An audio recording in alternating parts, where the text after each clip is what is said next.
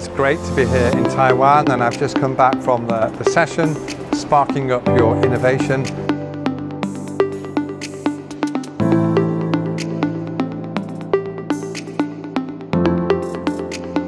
And I want to share with you the 8 things a leader needs to do to shape and evolve an innovative culture.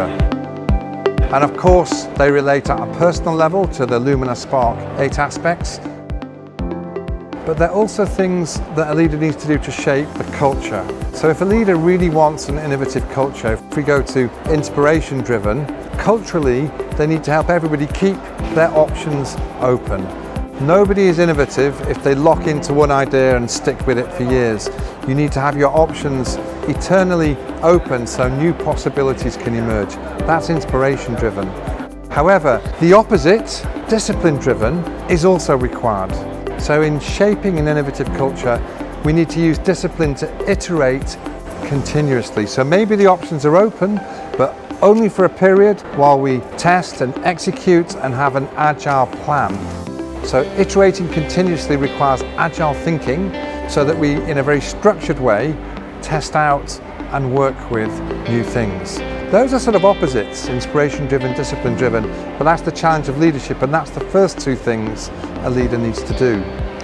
Now if I go to big picture thinking, this is where we have the ideas, we see the possibilities, and a leader needs to encourage their organisation and their teams not just to have the ideas, but to test them, to do A/B testing, to find out in the real world what works and what doesn't, and do it lots of times, and not be too attached to your good ideas.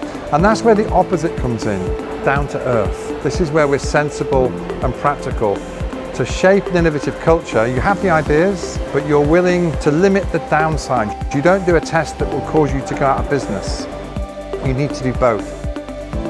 If we look at extroversion and introversion, there are 2 things a leader needs to do here. With their extroversion, they need to communicate openly, thoroughly, and listen to everybody throughout the organisation so we can all contribute to the innovation process.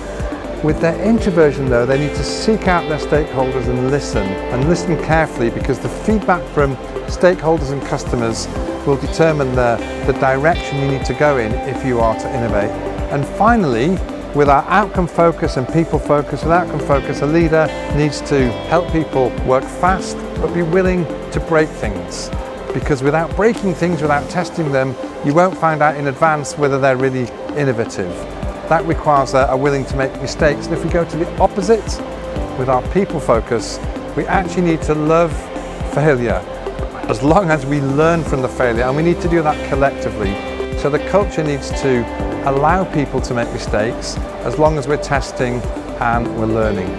So those 8 things together are the things a leader needs to do to shape an innovative culture.